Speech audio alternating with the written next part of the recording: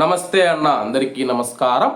1983 నుంచి మనం చూసుకుంటే ఇజ్రాయిల్ చేసిన అతిపెద్ద దాడి ఇదేనని చెప్పేసి ఇజ్రాయిల్ ప్రకటించిందనమాట. లెబనాన్ పైన మనం చూసుకుంటే హిజ్బుల్లా ఉగ్రవాదులు ఎవరైతే ఉన్నారో వాళ్ళను టార్గెట్ చేసుకొని దాడులు కొనసాగిస్తూ ఉంది ఇజ్రాయిల్. అలాగే ఈ యొక్క దాడుల వల్ల మనం చూసుకుంటే కానీ 254 మంది మృతి చెందారు. లెబనాన్ పైన ఇజ్రాయిల్ భీకరమైన దాడులకు పాల్పడింది. ఇజ్రాయిల్ జరిపిన దాడుల్లో 254 మందికి పైగా మృతి చెందగా మరో 1100 మంది గాయపడ్డారు.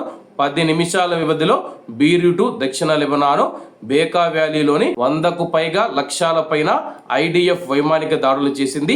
నిత్యం రద్దీగా ఉండే ప్రాంతాలను లక్ష్యం చేసుకుని ఇజ్రాయిల్ దాడి చేసింది.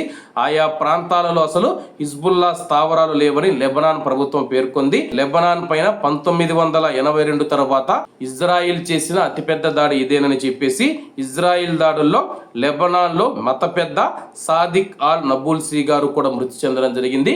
ప్రస్తుతం ఈ విషయం సంచలనంగా మారింది. కువైట్ మరియు గల్ఫ్ దేశాలు కూడా ఈ యొక్క దాడిని అయితే ఖండిస్తూ ఉన్నాయన్నమాట. అలాగే కువైట్ కూడా ఒక ప్రకటన విడుదల చేసింది.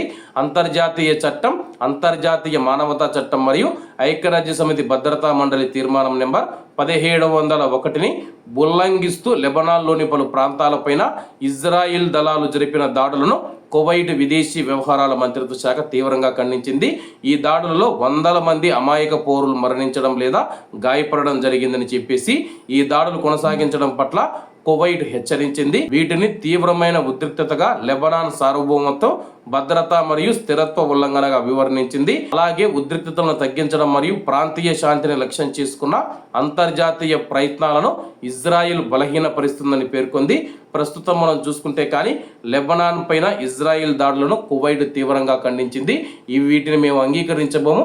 అలాగే ఇజ్రాయిల్ పైన తీవ్రమైన ఆగ్రహం వ్యక్తం చేస్తున్నట్లు కువైట్ విదేశీ వ్యవహారాల మంత్రిత్వ శాఖ ఒక ప్రకటన విడుదల చేసింది. కాబట్టి అందరూ బాగుండాలి, అందులో మనం ఉండాలి. అందరికీ నమస్తే అన్న, జై హింద్.